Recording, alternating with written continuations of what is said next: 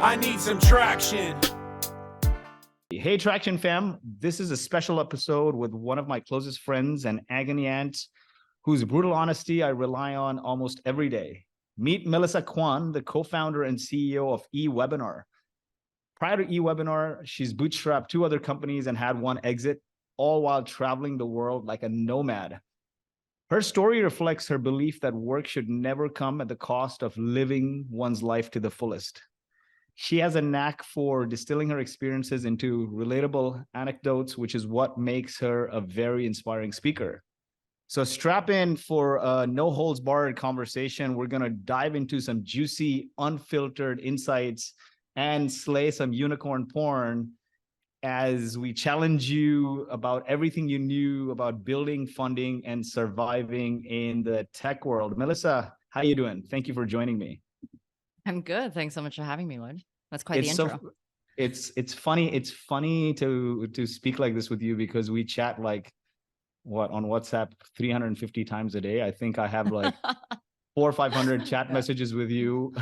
So this radio voice doesn't really work, but it's fine. It doesn't feel I'm like, oh, we were just chatting about nonsense. Should we go back to texting? Yeah, we should go back to texting. This is a visual podcast. This is a visual podcast, but we have a bunch of unconventional wisdoms in the startup world that we're going to slay on today's podcast episode with you.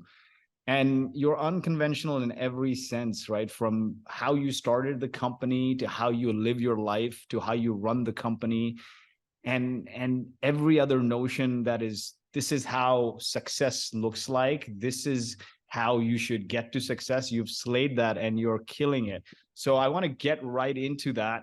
But first, give us your backstory. Immigrant family, grew up in Vancouver. How did you get into entrepreneurship? I grew up in Calgary. Oh, you grew up in Calgary. Okay. Yeah. And then I went to the big city for university. Which is Vancouver. Which is Vancouver. Yeah, I mean, that's going like way back. But yeah, like I'm not from a family of entrepreneurs. I think that's really important. Like I'm from a family of super traditional Chinese family that just wanted me to marry rich and or be a profession that my parents could be proud of, quote unquote, right? Like accountant, banker, doctor, like you know the story. And I didn't do any of that, but I did go to university, and then became like a receptionist immediately after. That made my parents so mad, because I wanted to be a real estate developer. So then I went to work as a receptionist at a real estate development firm. That was my first job. But that's really going too far back. But I bootstrapped 3 companies. My first 2 companies were in real estate tech, because my previous experience was really in the real estate business, working for developers. But the last job that I left was actually at SAP, which was a huge company in Vancouver. It was like second to Oracle. And I wanted to work for a tech company, and SAP was across the street from me, like in Yaletown. So I was like, oh, how great would it be if I could just like wake up from bed and walk across the street to work? And that's actually how I picked the company. But I quit SAP and started my first company in real estate tech. Wanted it to be a product, but we were bootstrapped, so we said yes to everything. And then very quickly became an agency. Also familiar story. But 4 years of chasing invoices and cold calling, I was like, yeah, screw this. I need a product that we sell to everyone instead of trying to beg people to pay me 20 grand. I probably need 20,000 people to pay me $10. So that first company branched or transitioned into my second company, Spacio, which was an open house check-in app. And that was the one that was acquired in 2019. And that gave me the means to bootstrap this company, eWebinar, with a lot less stress than I did before. So that's kind of in a nutshell, my backstory. Awesome. Great story. Why did you decide to do eWebinar over 100 other things that you could have done? I mean, that's a great question, right? I think a lot of people approach companies the wrong way, right? Like Lenny just came out with a podcast newsletter that was like, how to validate your idea. I interview like 300 people, and that was like his podcast. And I'm reading this like, how can you pick an idea based on the validity of, whether it's going to make money in the market if you don't consider yourself at all, right? Like I had probably 100 ideas, but 99 of them were not me. right? They were not a reflection of me. Like, even though they might make money in the market, I do not have the expertise to do that. So I think the first question anybody should ask themselves, and I learned this, after 10 years of working in real estate and not loving my job, is putting myself first and asking myself, okay, what are the things that make me happy? And find a product and career on top of that. So I actually, after Spacio was acquired, I made a list of 10 non-negotiables I have to have in my next company. And I chose an idea based on that. I didn't choose the idea because I was like, oh, this is the one that's going to make the most cash. But, coincidentally, eWebinar is something that's very close to my heart because my number one priority in life is freedom. Like, I do this for freedom. I do this to be not just financially free, but I do this so that I can spend more time with friends and family, so I can travel, so I can party. So what we're selling in eWebinar is not webinars. We're selling time, right? We want to give people their time back. And that really aligned with my values. So just from having that list of like 10 non-negotiables that make me happy, I eliminated most of the ideas that I had. And that was actually how I picked it. But having said that, eWebinar is solving a problem that I personally lived with for 5 years in my previous startup. So I knew that problem of doing repetitive webinars like intimately well. A lot of what we do in life comes from a place of negotiables, right? So most people, and this is the Western dream, the American dream, they can't afford to live the way they want to, or other people's definition of success, close to their work. Like if they work in the city, so they'll find a bigger house and they'll take a mortgage and they'll live a huge commute away and spend 2-3 hours a day commuting, picking, dropping kids, and just running around. And a lot of even what you do as a founder in the business is negotiables, right? Especially your venture back. You're gonna, okay, let's meet in the middle. Let's negotiate. Let's get this deal done a certain way. And I have these things I want, and you have the other things that you agree on. And I feel like anytime we do things based on negotiables, we end up unhappy. We got to start with non-negotiables. And when you start with non-negotiables, you end up happier. And I found this about myself as well. If you look at it, I lived in the Bay Area the last 13 years, and prior to that, in New Jersey, and before that, Toronto. All our life, we lived in the suburbs, commute everywhere. And that was the way of life, like commute 2 hours. And then the same way, the business is all about negotiables, right? And you put the things you love or draw joy from on the back burner. And then after I exited Boast, I ended up with mental health issues because I had put everything out. I put all my non-negotiables on the back burner. And then the company became my identity. And then one day I was no longer in the company and I felt this void. I ended up depressed.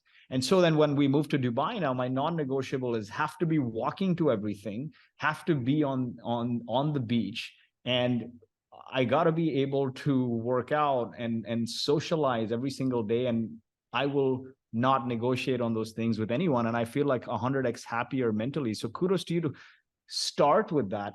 What made you arrive at that thought process? Because a lot of immigrant kids were taught growing up, right? Asian parents, also, Indian parents, everything is about you will work till you're 65 and then you will make this money and you'll retire. And by then, given the diets we are on, given the environment we're in, we're not functional anyway. But that is the thing that is imbibed in our brains, right?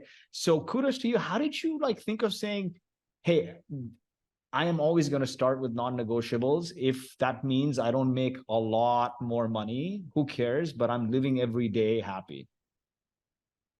I mean, I think that's like the biggest lie that we live with, not just with Asian parents, but like just conventionally in like social norms, right? Like you study, you pick a major, you get a job in that major, and then you work a lot to get a mortgage. And then you have, get married, you have kids, and then you up your mortgage, and then you up your mortgage again, right? Like that's what we were taught. And I think it's maybe culturally, it's more that way, because it's all about like the next generation and all those things, right? Like But I want to make sure that I address this point is like living the way that I do now and having that list of non-negotiables was an earned privilege, right? Like, people come to me and they're like, oh, of course you can bootstrap eWebinar because you had a sale. It's like, well, it wasn't always like that. I had 10 years of not being like that, right? I also took agency work and consulting, and I also maybe like didn't know if I was going to miss payroll. And for 2 years, I only had $100 in my account and I was living in New York. So I would siphon money into my account after the 15th and the 30th when I knew everyone else was paid to make sure I could cover my rent. And then I didn't want to put too much money in my account in case I didn't get another project before the month ended. Like that was how I lived, for many years. So I want to say that like, yes, having non-negotiables is super important, but I'm 40.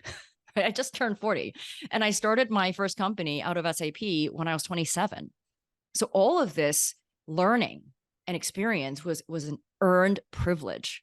And I do think that if you're in your 20s, maybe it's not an age thing, maybe it's like a where you are in your journey, you got to pay your dues before you can earn that privilege of choosing the way you live, right? And so I think how I came up with that thought process was through a process of elimination, of doing so many things that I absolutely hated, right? Speaking of things that are unconventional to the way I live and how I build my businesses, I spent years going to conferences and networking events and sitting at booths so I could sell my software and meet people in real life. That coming here, I'm like, I am not going to do that again. So I need a product that can sell 100% through the internet. I do not spend time networking with anybody. I will not talk to anyone on the phone. And if someone's like, oh, my friend also lives in Amsterdam and they have a startup, will you meet them? The answer is no. I spend my time, in real lifetime with my friends. So it was all through a process of elimination, but I did pay my dues. And I learned what I liked and what I didn't like to create that list. And I think that's what life is about, right? Like it's a process of elimination. But I still did them because I had to, right? And you had mentioned, well, now that I, sold, part of Boast or took some money off the table, I'm able to do X. And it sounds like that was like that for you too. Like I know you paid your dues as well. That is well said, right? Because you got to earn the right in everything, right? So like even when you compare it to companies, you can't just go and build a second product and a third product and a fourth product. If you look at every company that's at 100 million in revenue, bootstrap or venture back immaterial, you can't build a second product if you've not earned the right to do that. Your first product is not loved and whatnot, right? And the same thing in life, you can't just say these are my non-negotiables. You're going to end up very poor and on the street. So that is a good way of putting it, and I'm glad we dove into that, because I don't want readers, especially the listeners, especially the young listeners, to think that okay, they can start by just doing nothing and having non-negotiables and make it, right? Because this is the problem in the current workforce that we face, is a lot of kids coming out of school have non-negotiables almost immediately, right? And yeah, I mean, I think I'm half joking when I say this, but have we not taken mental health too far? Like in my days when we were like starting out, there was no mental health, right? Like even, 7 years ago when I was at my darkest place, like living in New York, having no money, like I just did what was required, right? I wasn't like, oh, I'm burning out. Like what's burnout, right? What's mental health? But I feel like now it's like, oh, this impacts my mental health. And I do think there's a big part of that. Like, I don't want to make light of that, but there was a time when I just had to power through, even when I didn't want to, even when everything sucked so bad. And my parents wouldn't talk to me for 2 years because I'd asked them to bail out my credit card so many times, right? I didn't have a credit card until my company was acquired. And then I had to put in like a security deposit to like build up my credit again. Like that's how bad it was.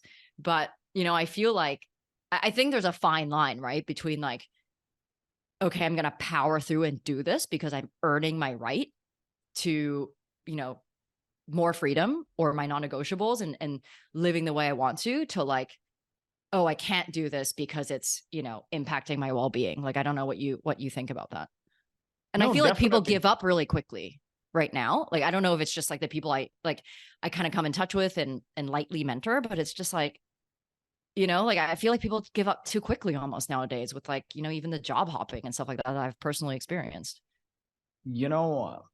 I keep seeing these YouTube shorts or Insta reels with this quote that tough people create easy times create weak people, and weak people create difficult times, right?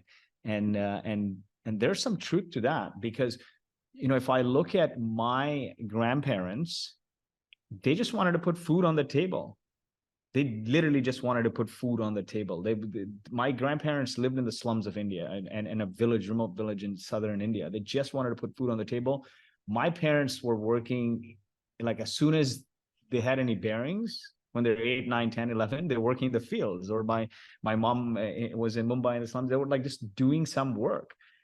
Then my parents, for better prospects, moved to Kuwait, right? That was the time where people didn't have access to the West. So they moved to Kuwait, and better pay and some stability.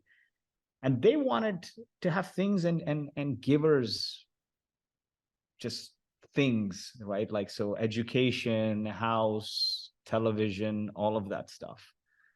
And then our generation came along and we wanted experiences. We started not, we had the stability of the food in the house, and we care less about things and more about experience.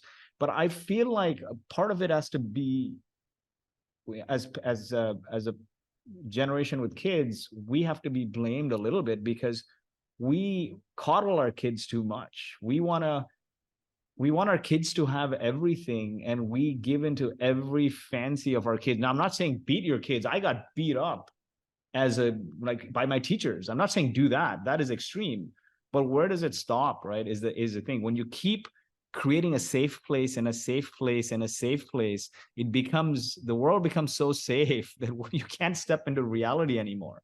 And that's what's happening today. Is the slightest difficulty and people don't want to be there. They quit jobs, they jump jobs, right? And I'm not saying that being true for everyone, but pain is a precondition for growth. Like in the gym, if you don't keep increasing the weight or doing more reps, you're not going to get stronger, you're not going to get fitter. Same thing in the business. If you don't keep taking on new challenges and achieving new targets, your business is not going to grow. So if you keep looking for a safe place, I'm just afraid that it's going to hinder your growth. So there is that balance. I truly agree that we may have pushed mental health too far, but I have suffered mental health issues. I have been depressed. So I don't want to, like, there's a line between what's real there and what is like triggering. Like we seem to be a society that's starting to get triggered by every little thing. Well, I feel like, I don't know if like, I totally see your point, and I've experienced, there's like a few things that are like going through my head that are just like driving me insane. But adversity is required for learning, right? And I think a lot of people, they look at what I've achieved or what you've achieved and like, oh, I want that as well.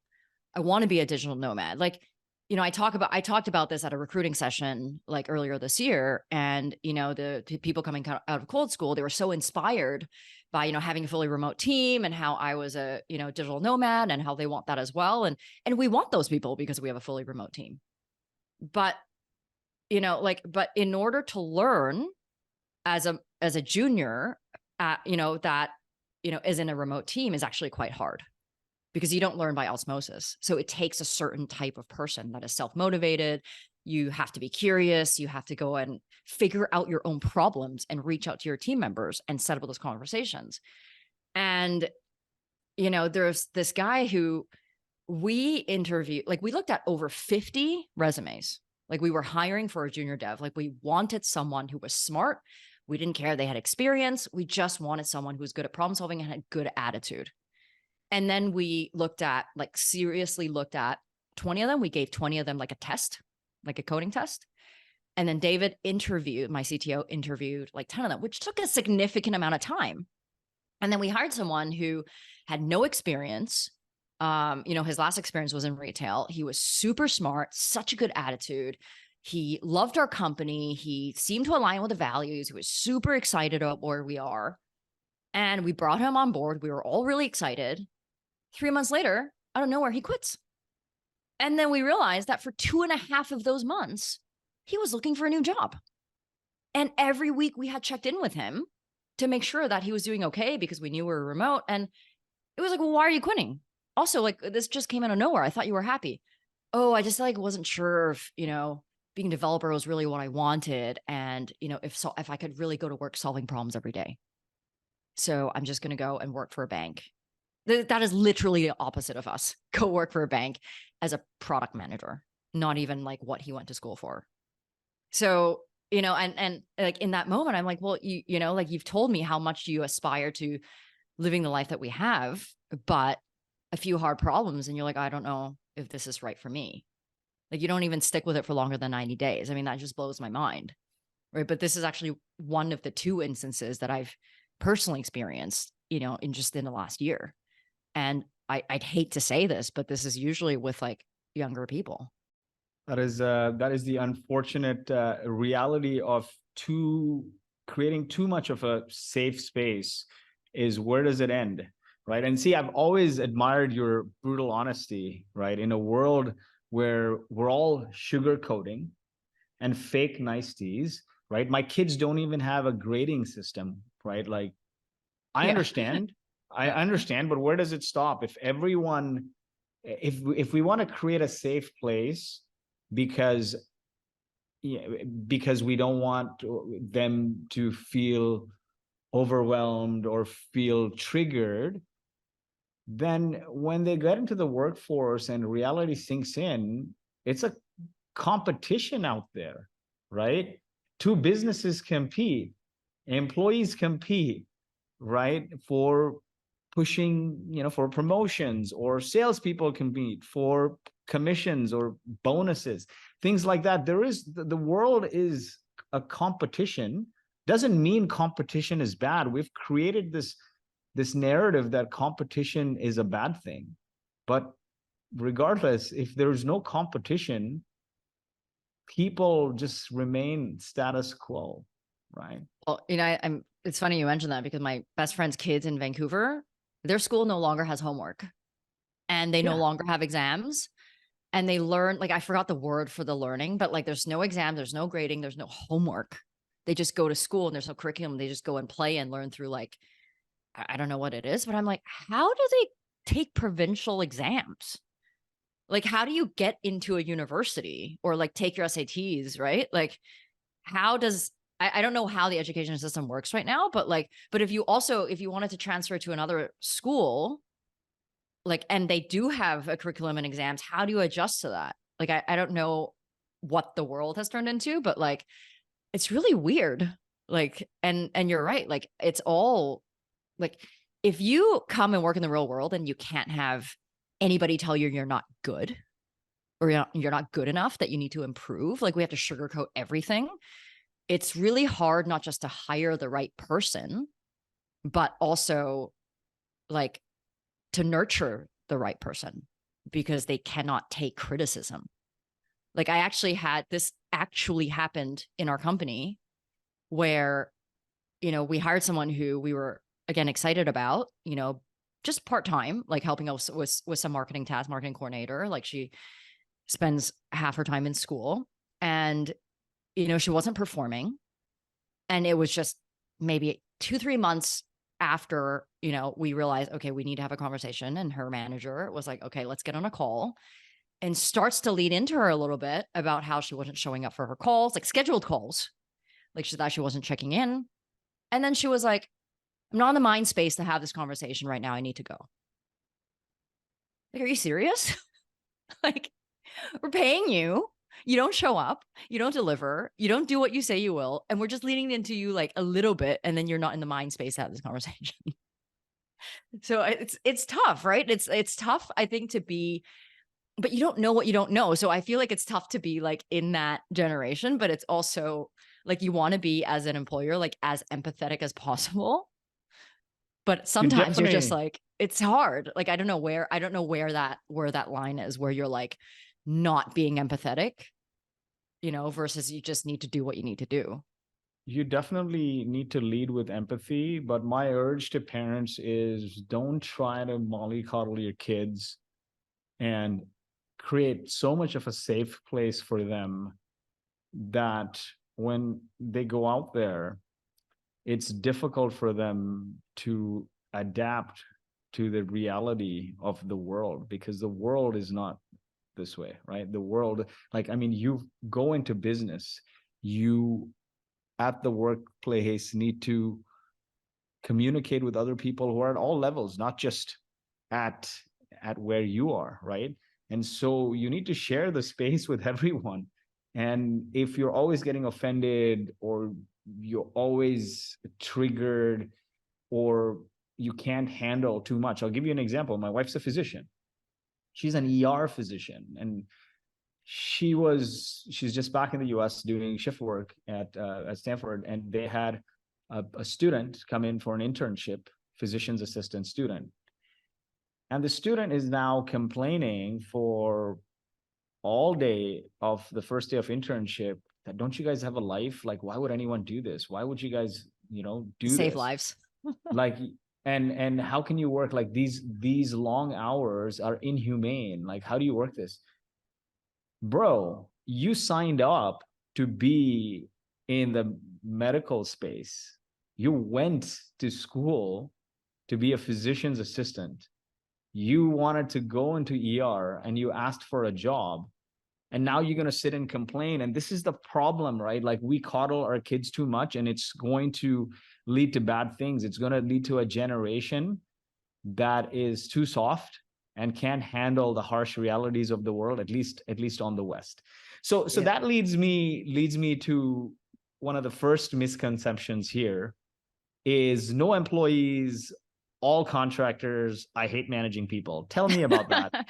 Yeah, that's a nice lead in. So yeah, that's definitely one of the more unconventional, I guess business mantras that I now live. I mean, I've always had a small team, but I was always and still am really, really bad at having these types of confrontational conversations. Because I try to be as empathetic as possible. And I know I'm not a good people manager. Like, I love building companies and selling stuff and creating, but like, people is just not my strong suit. So coming into this company, I vowed to never hire employees again. But as a bootstrap company, that's also how it makes this company financially possible, right? Like, we can't hire anywhere in the West because we can't compete with like any funded startup or any company, right? Like, how are you going to hire someone for like 25% of the cost? It's not that I want to not pay them. It's just I can't afford it. So, being open to hiring someone anywhere in the world, in other words, outsourcing and not having a physical location. And I always had a remote team anyway, opens you up to talent anywhere in the world. So you can hire based on really talent and attitude and value alignment, and then pay them market rate or higher in the country where they're at. Like, I'd rather do that. And this is what we do now, than to try to convince someone that could get paid double, next door to work for you only to have them leave. Right. So, but I think financially, like that's really the second priority. The first priority is I know that I'm not good at managing people. So everyone has to be a contractor. I don't want to have like this long notice period. I don't really want to deal with HR issues and employment issues and things like that. And I want to make sure that everybody we hire is excited about what we do, or else they don't have to be here. I want to give them the freedom to leave. This is a two-way street, right? And I think a lot of people think, oh, if I hire contractors, they're not as dedicated. That is untrue. You can hire a contractor and have them be full-time for you. You're just paying them as a contractor because they're not in your country, and they could have side projects if they want to. Every single person on our team, including our CTO, my co-founder, can have a side project if they want to. We encourage that for creativity, but as long as it doesn't interfere with our customers and your everyday at eWebinar. So I think you get to define what your contractor means in your company. And in many cases, I find contractors to be even more dedicated because they can work on the thing that is just their expertise, right? Not all the things you want them to work on because you own 100% of their time, if that makes sense, right? Because they can do what they're great at for you and someone else. So I actually think it's a win-win. But I also think like if you have a company, you should be very honest about what you're bad at and maybe not do those things. And in my case, like I know I'm bad with like emotions and like, managing people, maybe because I'm brutally honest. It's like I'm unable to have that conversation and then I'm brutally honest. So then that contrast is like too big. Definitely. From all your experience hiring contractors and working with no employees because you hate managing people, what are some things, like maybe 2 or 3 tips you have for people wanting to go that route? For contracting, you mean? For contracting, basically, I don't want any employees. I want to work with people anywhere, work on my schedule, nomad, remote, right? Like, what is the playbook here? Maybe the top 4 or 5 things to do to like work remote, manage contractors, work with a bunch of generalists, that kind of thing. Like your top learnings, maybe. Yeah, I mean, I think if you're working with developers, it's going to be very, very difficult for you to hire someone directly. Like we always go through a development shop. We don't hire like developers one-on-one direct. And the reason for that is because a lot of times developers don't work out in the beginning and then you have to swap them out and it becomes very painful. So if you work with a development shop, they might have 100 people. And if someone doesn't align with your company, they can actually do the swapping out. And there's a PM in the middle that helps with that conversation, which actually helps me with the people management. And you should always work with a shop that your friends have worked with and validate. Because there's so many out there, right? Every day on LinkedIn, there's like 20 people that are like, hey, I can hire developers for you. My developers are the best, right? If everyone has the best developers and like, I mean, that would be amazing, but that's not true. So I think work with people and companies that your friends have worked with so that you save yourself like months of pain of like trying new people. But I also think it's really important to be super honest and upfront about your company culture to make sure they fit in because it's a remote team. So for us, it's things like we never micromanage. So you have to be self-motivated. Like you have to be someone that really values being remote. So maybe you have a young family and you like the freedom. We don't care about the hours that you work as long as your deliverables are there. We don't have a holiday policy, but you have to be there for the customer.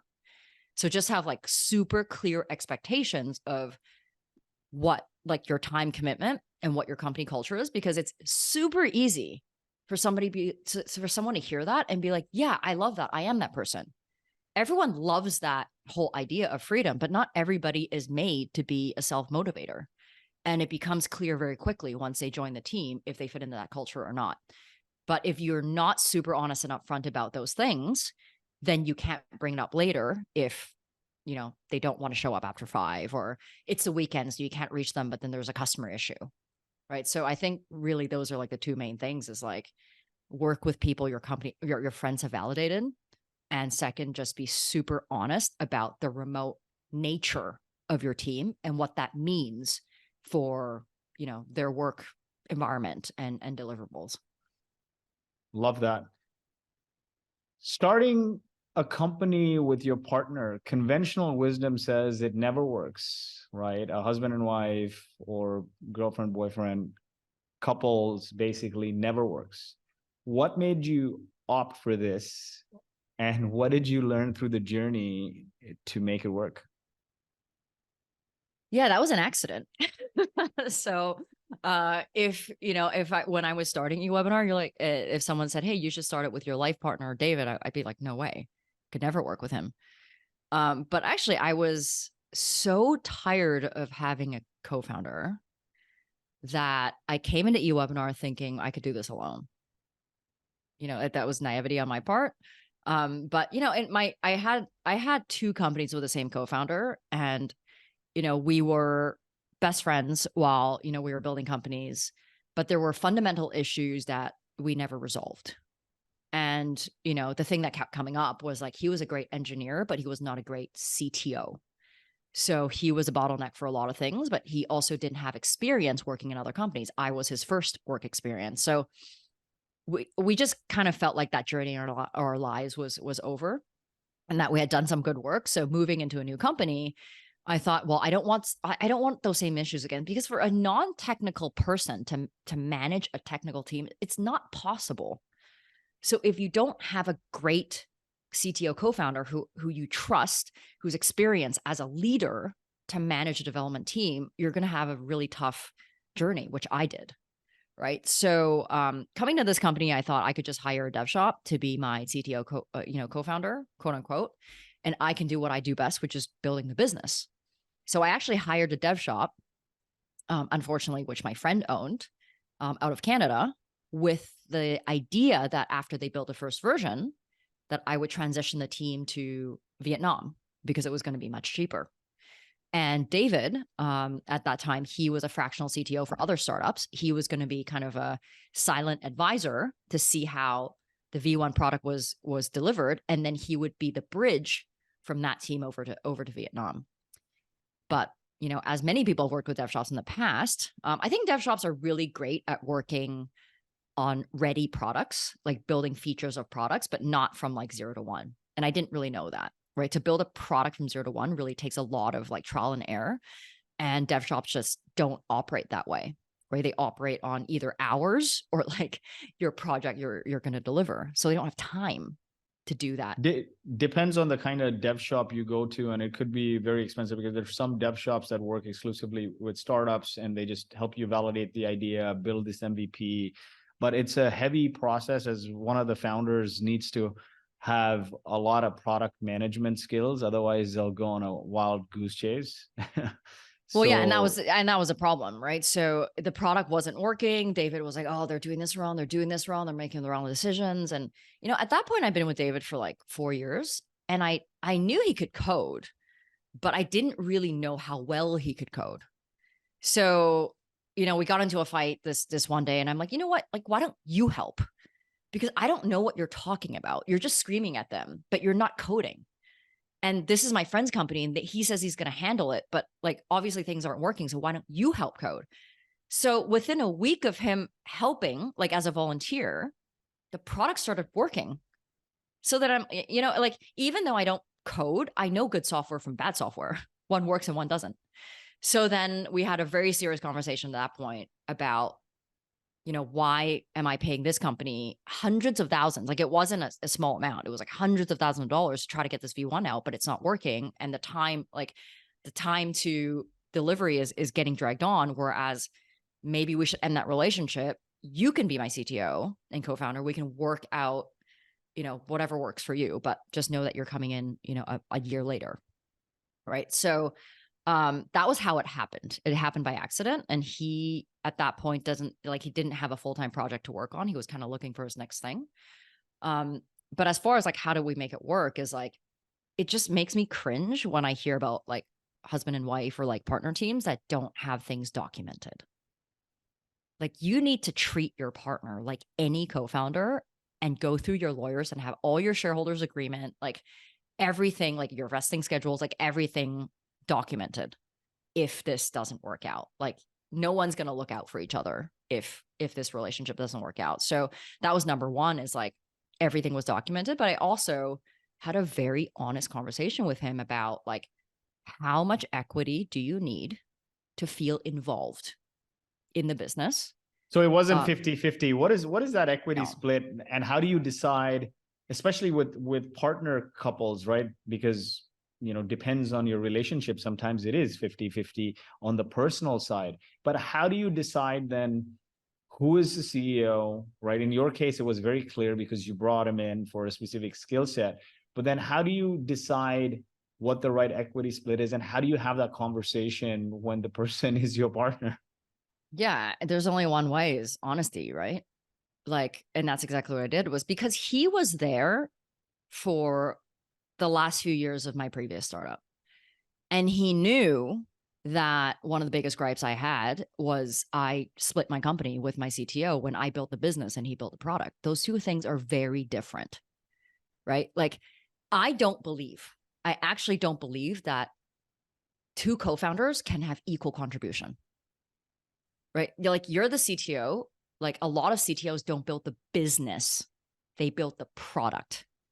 And the difference between that is a CEO makes sure there's money in the bank.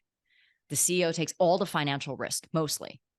The CEO goes and recruits, figures out product market fit, sells the product, goes to the events, markets the product, and then hires the team that, to continuously do all those things and delegate. The CTO maybe hires a development team and builds the product. Do you see the difference? Like, one is the product and one is the business. So he's 12 years older than me, and he worked, in Microsoft for over 20 years. So he knows the difference between the two. And I don't believe businesses are democracies. I'm not going to split half the company with you. I'm going to do most of the stuff like I am. So that's why I laid it out for him, is these are the things I'm going to do. These are the things that I expect you to do. You can correct me if I'm wrong. But like, how much equity would you need to feel involved and as if you're part of the business, so that you feel like you're a true co-founder, knowing that these are responsibilities? So he named a percentage, we agreed on it, and that was how we came up with the split, right? And I think that I know a lot of founders who split it down the middle and eventually will be like, well, I'm putting in more work than this other person. And then they start building this, this resentment, right? And at that point, I'm sure you know those stories.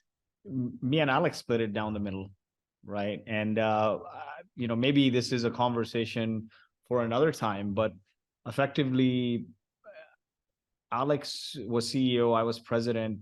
We had some unique skill sets that were complementary to each other, in the sense Alex was making sure operationally the company is running and the company was profitable and had money in the bank. And I was responsible for blowing up, meeting customers, press, evangelizing, like doing everything that was front facing, willing the business into existence. And he was responsible for everything back facing, that was making sure the business doesn't go to the ground. So, I think even sometimes you run into those situations. We're 50-50, and this is a conversation for a completely different episode. But in a situation like that, I've started to feel that even the founder CEO title sometimes is at loggerheads with one another, right? As you scale a company to 10 million like we did, and now it's over 20, because the job of a CEO is to stabilize the business once you're at scale, especially once you're at scale. And the job of the founder is to inject new risk into the business, like new products, new markets, new technologies, new ICPs.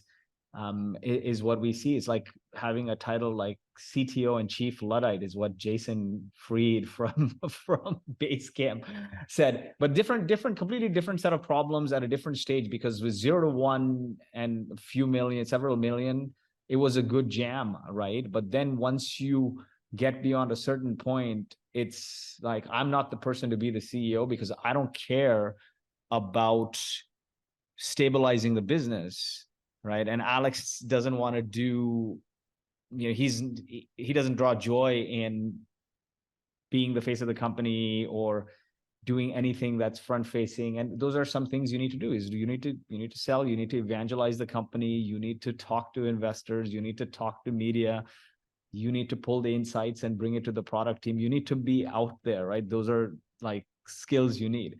So that's why I brought this up. So different perspectives at different stages. How would you handle a situation like that? We were 50-50 effectively. It worked well until it worked well, and then of course we sold 52% of Boast, and then I think over time it wasn't the right fit for a company at scale where you mentally operate 50-50. I mean, if you were to start a company today, right? Yeah. I wouldn't do it again. You were going to be the CEO, you know what you can deliver for a company. Like, you know your skills. You've got a huge community, like you've got founder community supporting you, like you're the creative go-to-market growth guy. And someone comes to you and was like, Lloyd, let's start a company. You're excited about it. And he says, or she says, let's split in the middle. What are you going to say? Exactly. I wouldn't do it. I But how would you handle genuinely, that conversation?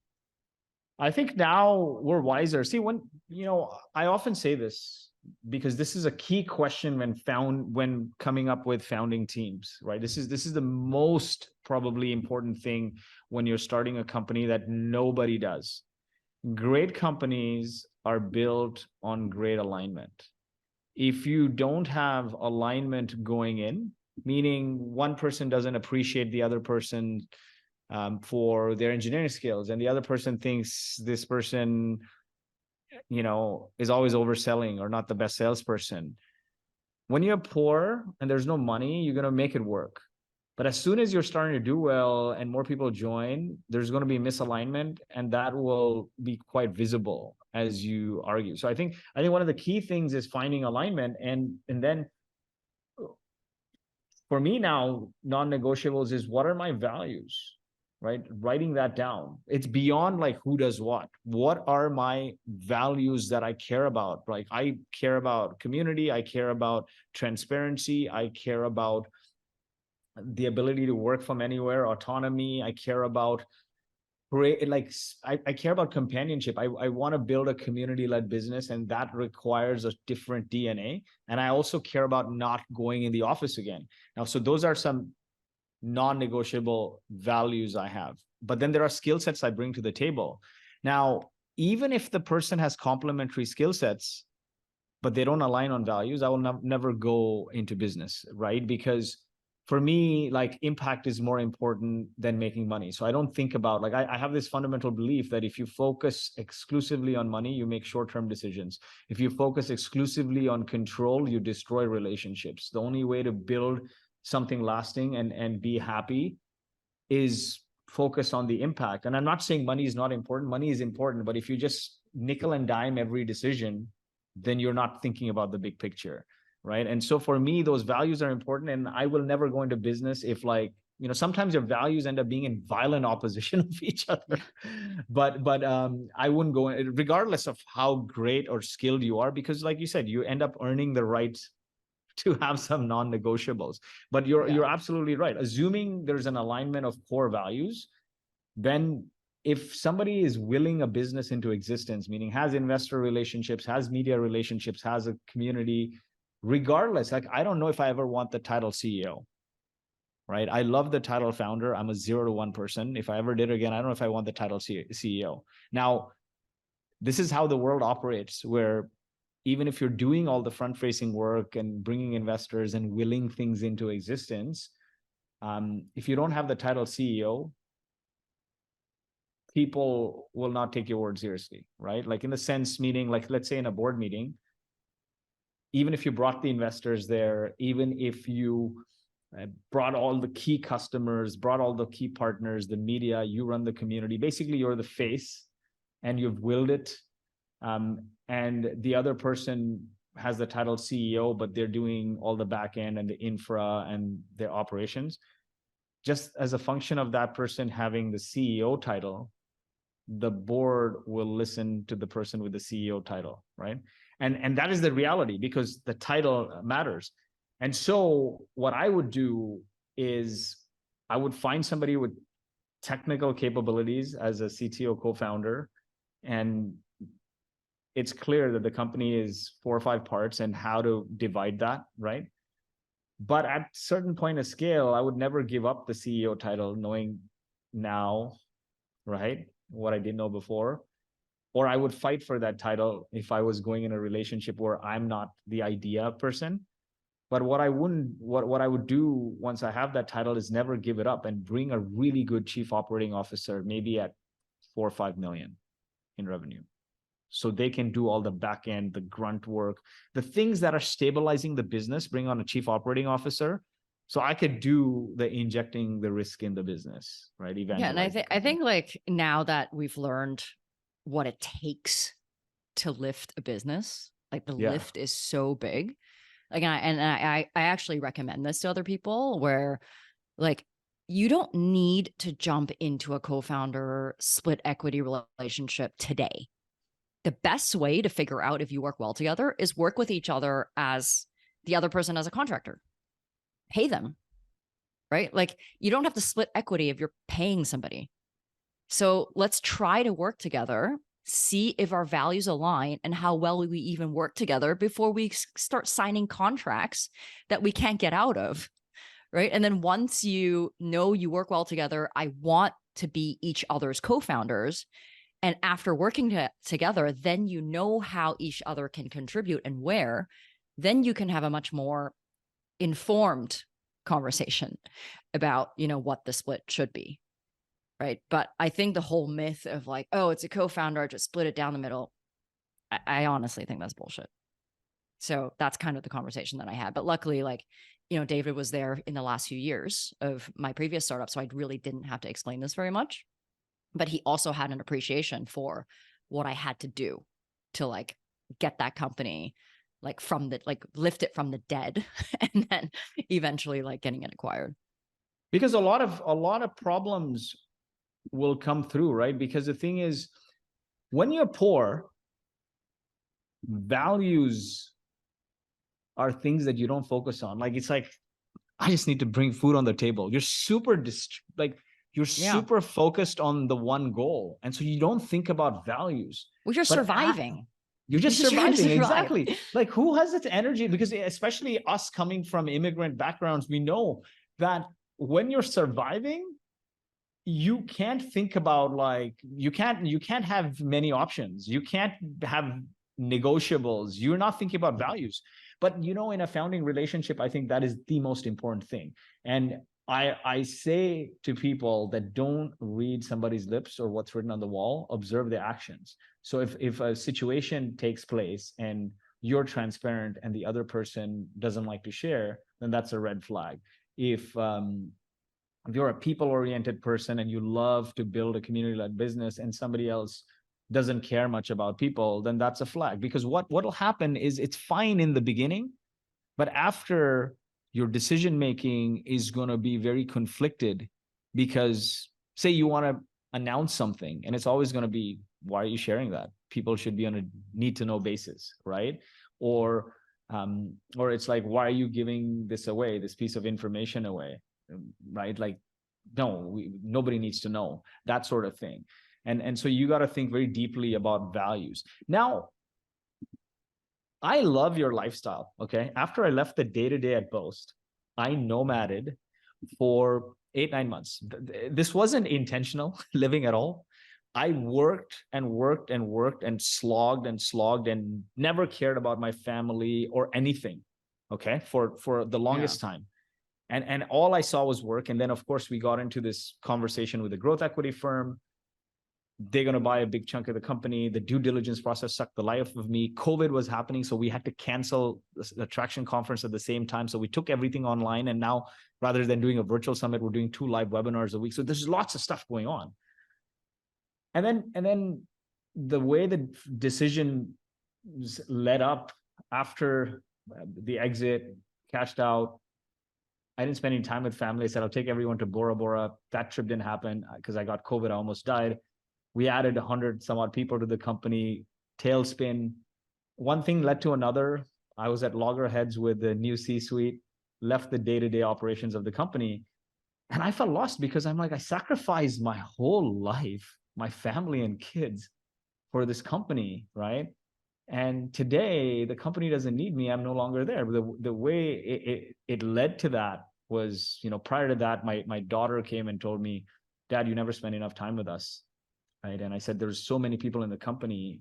The company has grown from like 30, 40 to 130. We need to make sure we're doing right by them. And she says, why don't you work for somebody who thinks like that so I can have my dad back? Every time my wife went into labor, I was at a different offsite. And I had to fly back to see the birth of my kids. So when I was at loggerheads with the new C-suite that came in and I recommended the board, they fired them. Obviously, their reaction was, dude, like, what's wrong with you? You've had a very stressful year. Right. And now you're at loggerheads with these people who've not even been in the seats for 2 months. But you don't want them there. Why don't you take a paternity leave and we'll figure out the right role for you when you come back. Now, as a founder who helped will this thing into existence, build the community, everything, when you say take a paternity leave, it's like the writing's on the wall. So I go home, I cry, I talk to my wife, and I like deeply cry, and I said, I'm sorry for all the times I wasn't there for you.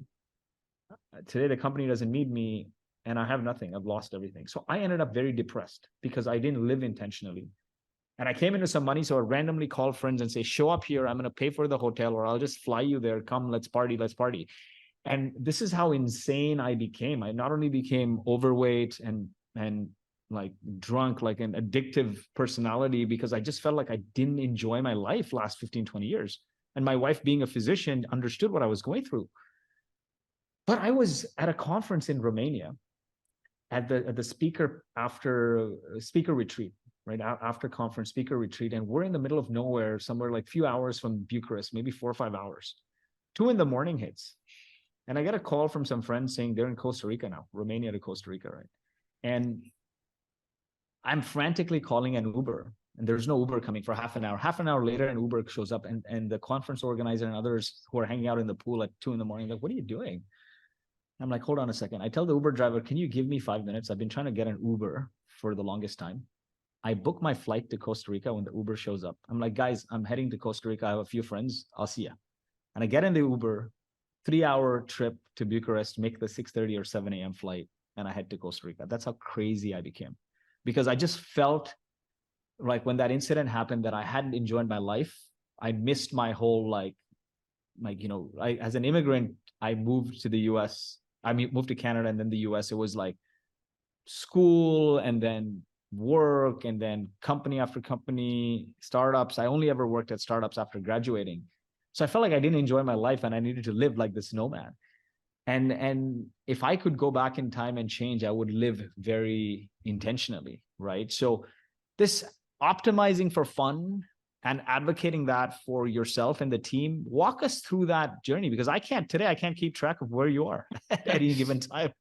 Yeah. So, I left New York, I think 5 or 6 years ago now to travel full time.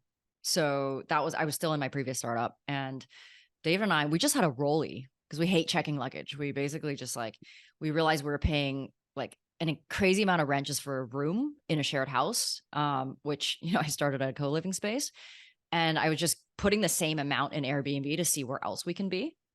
And you could get these like incredible apartments in like Cape Town or Santiago or whatever. So we're like, why don't we just do that? Put a few boxes in storage and just like live on the road out of this thing called Airbnb. And then that ended up being 3 years of our lives. And then, we found Amsterdam, along the way and built a community here. So we have a home in Amsterdam, but we actually travel 9 months of the year. I mean, I never traveled as a kid, right? Like my dad hated traveling. So my first real trip was in my mid-20s when I went backpacking to Europe by myself for like 2.5 months. And then really got to see the world. And, I think that we spend so much time building our business because we want to be free. And then as our business grows, we keep working in the business and then we're not free. And then we forget that we started this to be free to begin with. So I want to make sure that, I am and we are living the life that we intentionally wanted to build by doing what we do every day. Right? Because, there's this whole thing about, I can do this thing later. I can do this thing when I hit 2 million, or I can do this thing when I sell my company. Well, you don't even know if you're going to be alive tomorrow. And that is the truth, right? So if you're not living now and spending time with people you have fun with and love now, and going to see the places you want to see when you're young and can walk around and can adventure, you're going to miss out on all this stuff, right? Because we forget that when we're building our company, life happens in parallel. And as founders, we're very good at delayed gratification, right? While our friends are getting married, having kids, buying their first apartments, going on all these trips, you're like, it's not my time yet. I will do that later. And then you lie to yourself enough that you feel like that's your normal. That is not normal. So I realized this, as when I left New York to travel full time, is the world is so much bigger than work. That was the first time I realized that I don't have to work all the time. My life doesn't have to be optimizing for dollars and fame and fortune and success. None of that stuff actually matters, because all of that stuff enables the things that are important, which is just life, right? Just experiencing. So that was really a fundamental shift that I had, like I guess in my mid to late 30s. And I want that for other people. All right. I want to be an advocate for that, because I was the founder who did nothing but work because I was in survival mode. And then I wasn't in survival mode, right? So again, earned privilege, right? Like it wasn't until my company broke even, like it wasn't until Spacio broke even that I even had the mind share to think, what do I want? And that's actually why we left New York to travel full time, because the day we broke even, I thought to myself, okay, I spent 10 years paying other people's bills. If this is going to be hard, what's the one thing I can do for me that's going to make this more fun? And, traveling more and living on the road was something I always wanted to do. So like that was kind of the thought process. And now that my priorities, I feel like are more straight. Like, of course, work is important because everything I love is bought with cash, right? With money. So I don't want to ignore like my desire for financial success. It's just money is no longer the thing I only love. I actually love living and spending time with friends and family and traveling way more. And I do what I do every day because I want more of that. And I want to make sure everybody on our team knows that these things are important, right? And that's why we don't care if people leave on a Friday or don't come to work on a Monday, as long as they tell us where they are. That's why we don't have vacation policies, or, we're very, very relaxed, because we want to make sure that the way we live gets distilled to the people that are giving us their time. Like while, they are like, we are paying them to be part of the team, I think it's more important that they're giving us their life. So this is a way that we give back to them. Well said. All my life I chased success looking for happiness, and success was other people's definition, which is money, which is promotions, which is exits, whatever it is.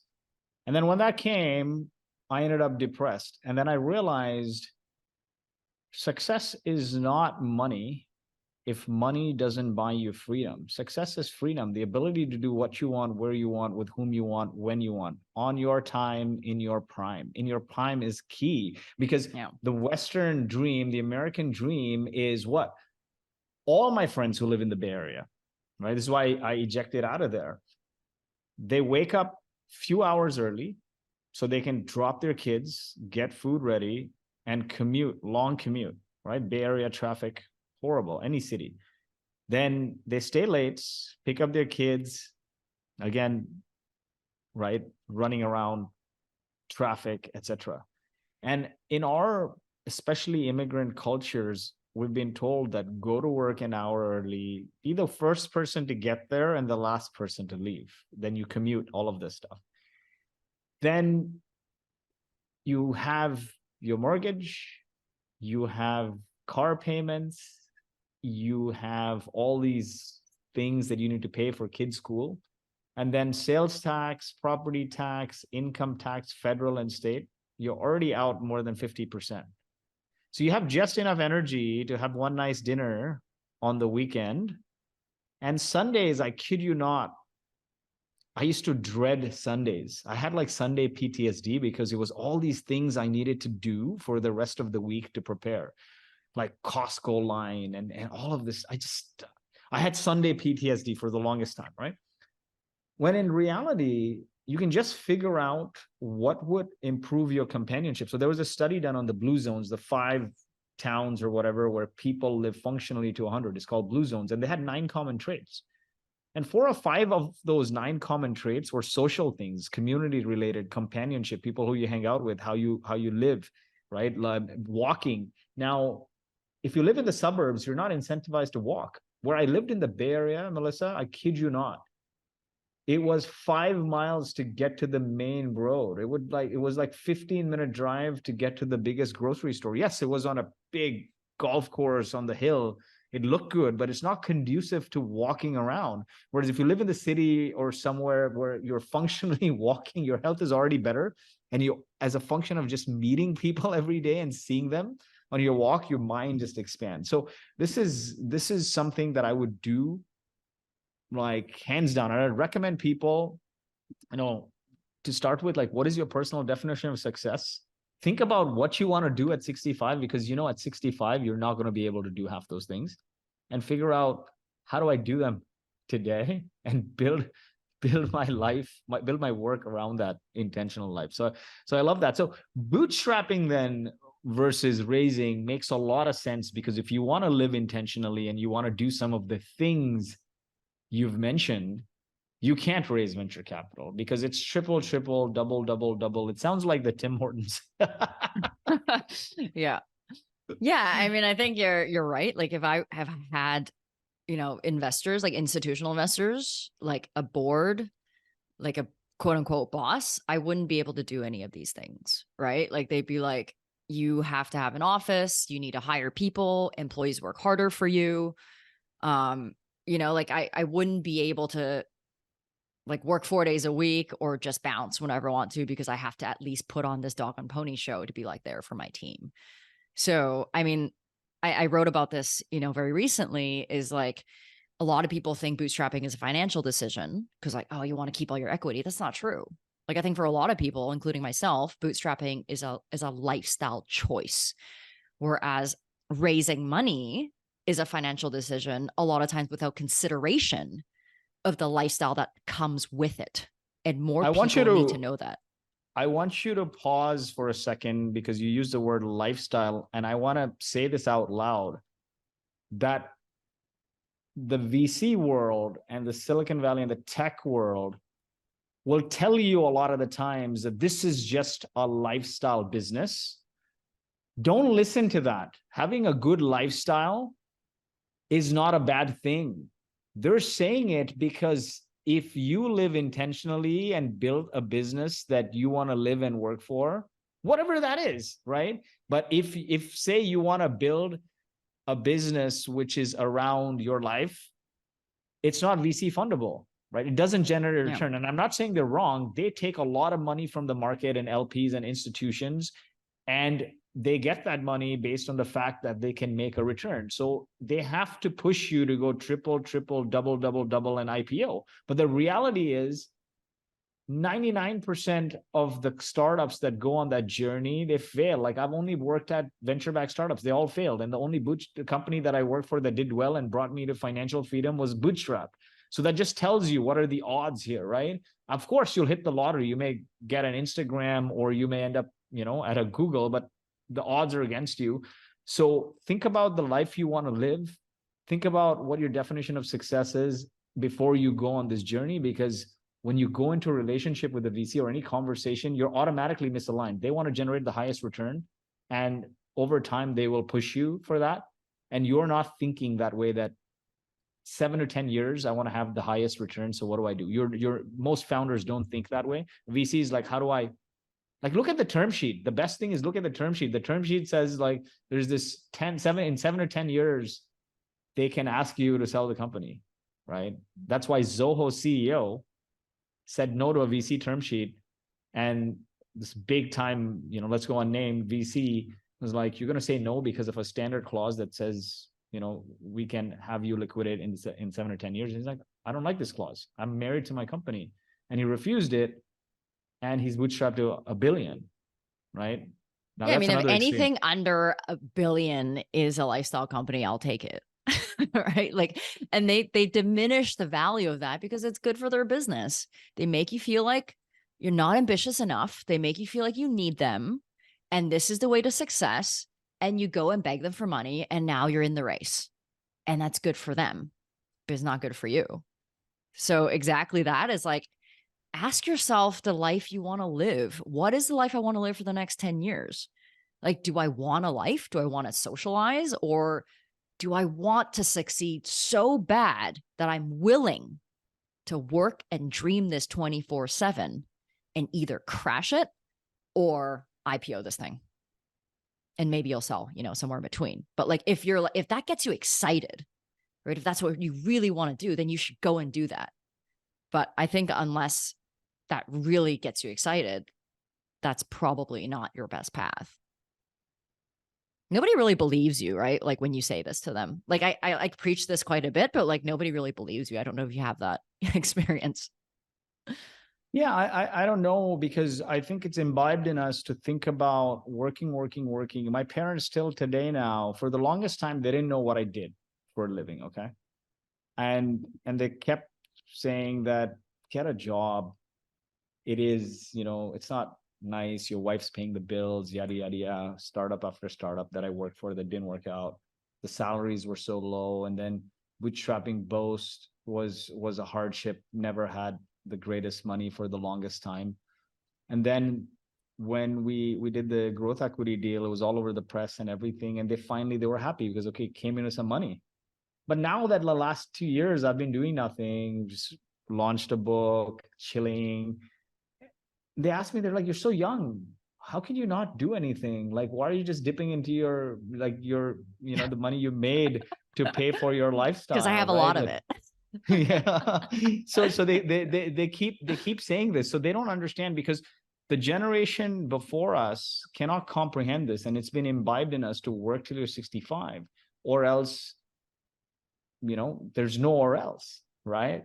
And I think I think this is where the new generation, although they were, a lot of people are coddled and everything else, this is where the new generation probably will live more intentionally, because they genuinely care about experience and self-care more than the generations preceding. But there has to be a balance, right? It's not like, hey, I'm going to live intentionally and do self-care and do all of it, but like then not, just check out when it comes to work, right? There has to be a balance. What is, let's go unnamed, but in all your VC experiences or dealing with investors, what has been the worst experience you've had, or something to look out for? I haven't, like, just institutional VCs. I haven't dealt with a lot of VCs. But I like, some experience comes to mind, because in when I was running Spacio, like, I did try to raise money because I was so poor. But while I was raising money, I was also growing the business. So I was kind of running both in parallel. And then I started like hitting product market fit, selling more deals, and then eventually we broke even. So then I didn't need other people's money anymore. And that's how I know the difference between like trying to raise money and actually trying to grow a company, which the latter is actually much easier. But I remember, like, when I went to pitch VCs, I was living in New York, like 9 out of 10 of them would be like, oh, maybe you should just work for one of my portfolio companies instead. And like, you're in a pitch, right? So it's very demeaning and really discouraging. Like, not only are they like, okay, well, this is a shitty business, but they're like, well, why don't you just stop what you're doing and just work for my portfolio company because you're a great salesperson? And it's like, you come out of that like feeling like useless, right? And worthless and like dumb, that you're spending all this time building something that they don't believe in because you want that validation, right? So, and maybe it wasn't their fault. Like, I don't think that was like the intention to make me feel bad, because they're ultimately their priority is in the companies that they invested in, but it made me feel bad as like a human being and like as a founder. But that's a very condescending thing to say, right? Like, go work for one of my portfolio companies, which I see happening every so often. That conversation. Yeah, and actually, I had one. Like, we had like one private investor in Spacio that like really lifted us out of debt. Like, he was just a rich guy, and like he was kind of an angel investor, right? So he was the one person that actually gave us money, and it was really like a turning point.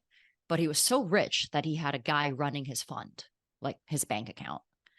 And this guy was operating as his fund manager, but I'm not kidding you, he would call me every Friday And this is me from having 0 investors to like now this one angel investor that I had to manage. He would call me every Friday after work and scream at me about how my accounting statements are not in order and what am I going to do to market this company and what's the future? Because he was getting pressure from this rich guy that had never invested in a startup before. So then he like immediately wanted his money back. So while I didn't have like real investors, that mini kind of micro experience made me realize that there is no free money. And I know that not everybody's like that, but that's my personal horror story, is just like, okay, so you gave me 250K and that gave you the right to call me every Friday after hour and scream at me about my accounting statements, which I don't even really know how to read, right? As a founder. This is the one thing I want to say, right? I have now lived in several cities across the world, like you have, probably a lot less than you, but definitely like Kuwait, Dubai, then Toronto, Vancouver, Calgary, New Jersey, Philly, San Francisco. And I'll tell you one thing, and then early in the days, or early in my career, I did a lot of work with Startup Weekend. So I went from city to city, every small tier city that was out there in the States, some in Europe as well, to volunteer and do startup weekends. It was a great, great community, right? And what I found is that in these smaller cities that are not significant startup hubs, it's easier to come across people like that. And the one thing I'll tell you is just being in and around Silicon Valley's ecosystem, no matter what is said, people are not like that. You'll take money from investors and it's like they won't even check in with you. Sometimes it's like you got to update them. It's on you. Um, Angels, and I'm in a number of investments with other angels that they put it and they even forgot, right? And so I think that depends on the values and the DNA of the environment you grew up in. Well, I And took money from someone who's never ever invested in a startup. That's a exactly, red flag. that is the Right. Like, biggest red so, flag. yeah. So, but I didn't know. And I was so desperate. And when you're desperate in survival mode, like you're not thinking again about values, right? You don't even have time to ask your friends. Someone's like, okay, yeah, I'll save you. Like, not only was I personally in hundreds of thousands of dollars worth of debt, I hadn't paid my accountant and my lawyer for like 3-4 years up to that point. And these are people that keep my company running. So as soon as that check came in, like I think close to 100 grand of it went to just paying debt, just to like get our head above water. And then we were able to hire, the first developer. So I wouldn't have changed anything for it, but I did learn that shareholders are important, right? Like equity is like toothpaste. Once you get it out of the tube, you can't stuff it back in.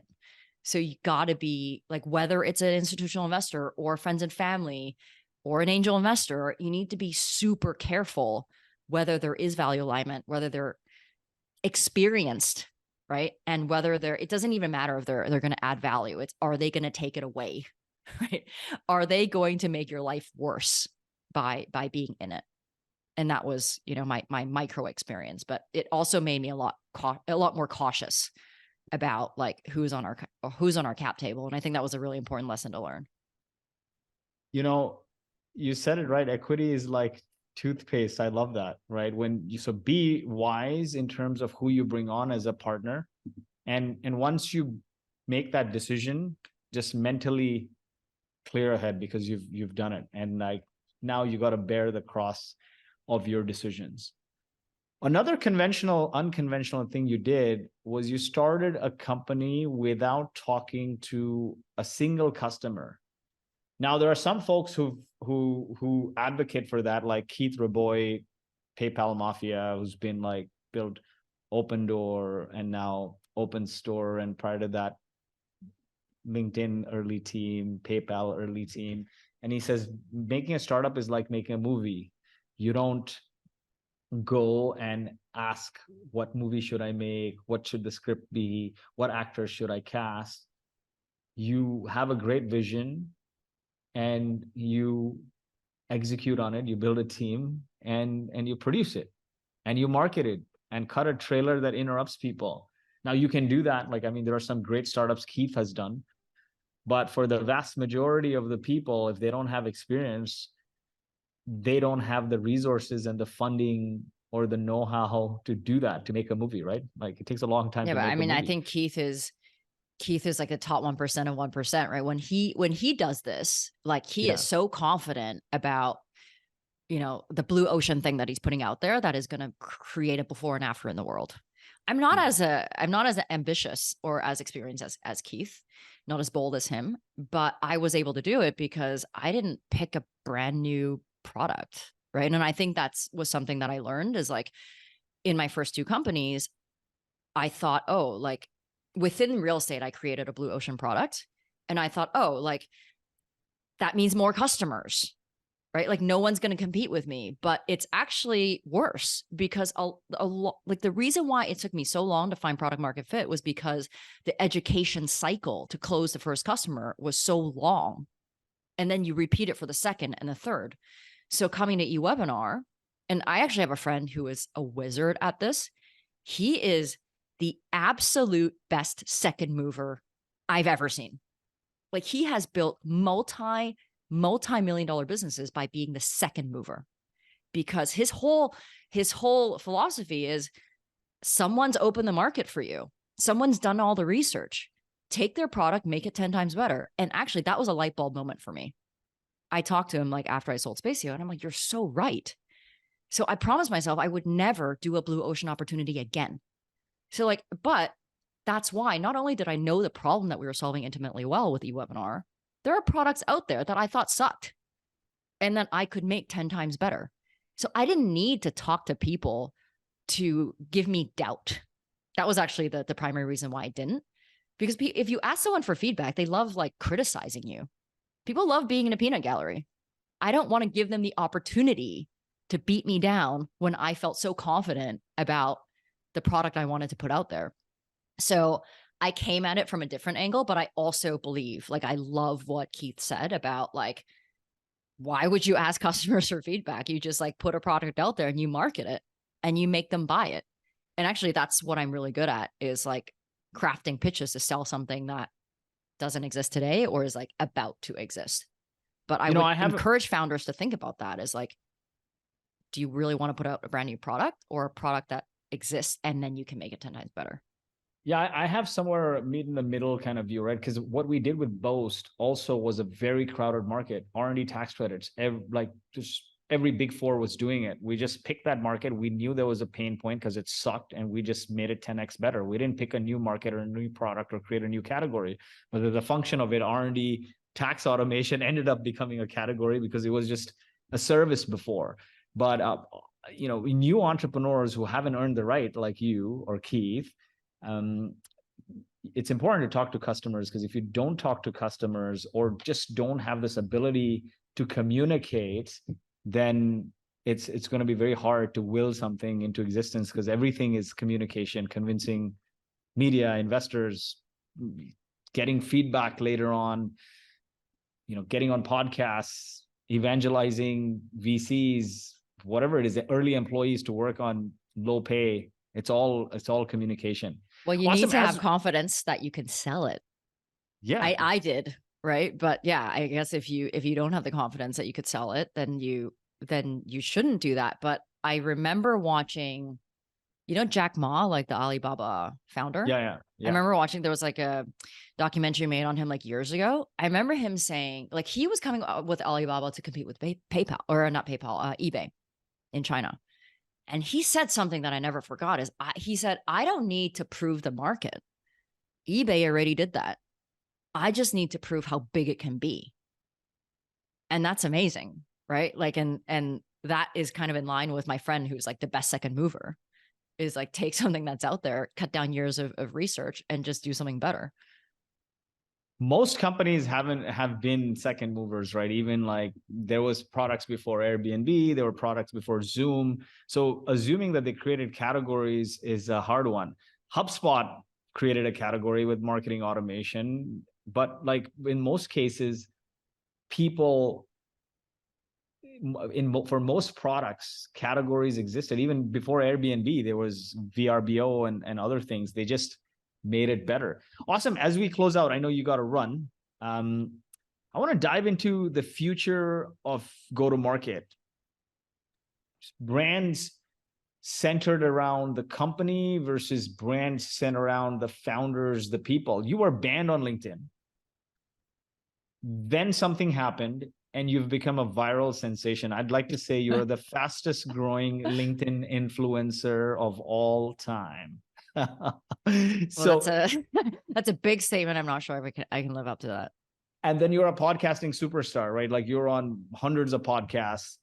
And today where media is bought, you've earned it. You've earned the right not only to live on your own time in your prime and live intentionally, but you're also earning a lot of media, right? You were banned on LinkedIn and then you became a viral sensation. Break that down for us. How did that happen? And the future of go-to-market centered around people versus centered around products. I mean, I just showed up every day, right? I mean, that's kind of the net of what I did. Like I realized I was running out of tricks to sell my product. I didn't know how to sell it through inbound. I'm a sales-led founder. I'm from a sales-led background. That sales-led experience is what gave you the confidence. Okay, I know, that's understand, true. like that's that true. Because we talk a lot about confidence. I was an engineer, and the first job I took, because I asked a founder like yourself, what's the best skill? And they said sales. And I learned to sell, and nobody would give me a job as a software engineer. So I begged my way into cold calling because they're like, awkward engineer, he can't be an AE. And you learn to pivot on the fly and polish your messaging. So we went back to this confidence, like I was confident, and you brought up Alibaba, but like we ignored a good part of your journey where you were a sales-led founder. I'm a salesperson. It teaches you the confidence comes from that. Awesome. Let's carry on there.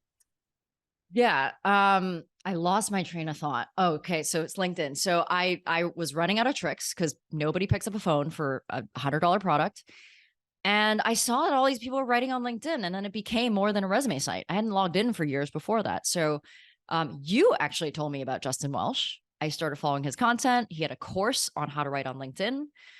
I took that, it took 2 weeks to kind of go through all the videos and the exercises. And I just started posting on LinkedIn 4 to 6 times a week, every week since mid-June of last year. So it's been 14 months. And I just tried different templates and things that work for me. And like, I would consider myself a writer, but I not publicly. Like I write a lot kind of to myself. I've written a few articles before, but it takes a lot out of me for me to write, but I enjoy it. So, Justin basically says like, pick an expertise that, you can write about that attracts the audience you care about. And since I bootstrapped 3 companies, naturally I'm going to write about my experiences bootstrapping. Like it's all these stories that I'm talking about with you, right? I just wrote about like a mini story every week, a few mini stories here and there. And a couple of months ago, I wrote this thing, just pounded out in 10 minutes, about like, shocking surprises on our way to $1 million. Somehow that went viral. And then I just copied the format on, a new thing. And I've been doing that week over week now. So there's no magic bullet. It's not like I try to hack the system or I try to write for virality. Actually, like LinkedIn does not want you to write for virality. They want the right content going to the right audience, and viral content is an indication to them that you're trying to trick the algorithm, if that makes sense. So you really have to write authentic content. So I want to say that like I write from my heart and I don't write from my brain. So every week when I write a piece of long form content, I get a feel for what inspires me that week. And that is the thing I write about. But it's just unconditional consistency, my friend. It's just showing up all the time. Even when I don't want to, I show up. So I've had the good fortune of working with Jason Lemkin as a mentor, as a friend, as a guide for a very long time. And the one thing I observed that, and he says this a lot, is consistency is the magic ingredient that turns small actions into big achievements. And he was posting on Quora, writing 2-3 posts a day, every day. And he actually seeded it with questions, and he blew up on Quora and he eventually hosted a meetup, and a lot of people showed up, and that transformed into SaaStr. But he still writes today, right? There's some posts maybe somebody else writes, but I know when it's him written posts. He writes at least one piece of content every single day. And that consistency, the compound interest on that is really, really key. But the other thing you said was, I'm a founder. I was just writing my learnings. So you had probably an ideal customer profile in mind. You're writing for a specific audience. You're not just writing for everybody. You're writing for a specific audience, and you are adding value, and you're doing it consistently. And now you have this audience forming, and that audience is now interacting with you. And I can see if Mellisa does a meetup in some key cities where your audience is, people will congregate, and that'll turn into a community. So I love this. What is your take on brands centered around founders and brands centered around the company or the product? Because I'm seeing that shift with a lot of folks, with Andrew Gazdecki, with you, and a lot of influencers out there that are just imbibing their brand, like Sam Jacobs with Pavilion. I know more about Sam Jacobs than I know about Pavilion, and as a function of Sam Jacobs, I am checking out Pavilion. Okay, so I'm going to answer this, but we also have to wrap this up soon. Okay. I think nowadays, like it's not just tech companies, right? It's like we care about the people behind the product. If I'm buying this shirt, where did it come from? Who's the founder? Who made it? What material is it? Is it sustainable? Does it save whales? Right? Like I feel like there was like a fundamental shift, like from consumer goods a few years ago to like now, where when people invest in a company and a product, they want to know who's behind it and are they legitimate? Can I trust this person? It's all about trust, right? Do I want to invest in this person? Do I feel close to this person? It's really weird, right? Because I feel like a lot of relationships have moved online, and there are so many people who I consider friends in my peer group, in my communities, that I will never meet in real life. Like that's kind of cool, but it's new. So I think when you put yourself out there like that publicly and center the message around you, right? People feel connected to you as if you're their friend, and people want to buy from their friends. They want to support their friends. And I get that feeling as well. We recently chose to sign up for User Pilot. There are probably 10 other companies that we can sign up for, but I've interacted with their head of marketing, Amelia. I feel like she's my friend. And I feel like if this product fails, that she has my back. And that's how I made that decision. Of course, it has to be a good product as well, but that's how I feel about how people make decisions today, is they no longer care just about how good the product is. They also care about the humans behind it. And any executive, any founder who is not putting themselves out there, building their own brand, letting them know, like letting their customers know that they're here for them, is, I think, missing out on the future of marketing. Is personal, right? So I would encourage anybody listening to this is to start doing that, because it just makes you real, right? I think that's, people feel like that about you as well. And I also have seen what creators like you, like Justin, have been able to do with such a big audience and community. You literally can put anything out there right now and you can't fail, because you have people that support you. And I want to be in that position. Like I might not be running eWebinar for the rest of my life, but if I ever choose to do something again, I love for there to be a built-in audience that I can either consult with or put a product out to. Maybe I can be a solopreneur, right? I don't know, but I feel like a lot of this is kind of like seeding my future. Definitely. As we wrap up, and it's a great way to wrap up, is it's neither the destination nor the journey, but the companions that matter the most. And I put out the book today, the pre-release for the book, From Grassroots to Greatness, which is all about community. And I found one very common theme across every obscure idea that turned into an iconic brand or a religion, from Christ to CrossFit. Somebody buys your product or listens to you, have an audience, you bring them together, it becomes a community. That community comes together to create impact. It becomes a movement. And then through rituals and undying beliefs in its purpose, it turns into a cult or a religion. So thank you so much. Any last piece of unconventional advice that founders ignore but shouldn't? Wow. That is such a great question. But this is this is something that we touched on earlier, this conversation is like, don't pick a company or a product because there's market potential, right? I think every advisor or, whatever startup book you read, like teaches you how to validate an idea with customers, and you approach it from a very professional business, like revenue angle. Like, I don't think that's the right thing to do. Like, I think the first question you should ask yourself is, what makes me happy? How do I want to live? And what can't I live without?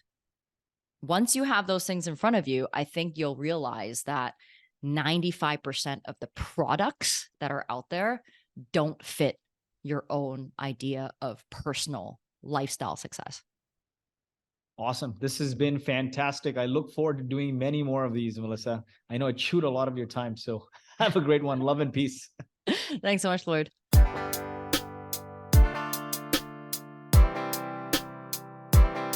I need some traction.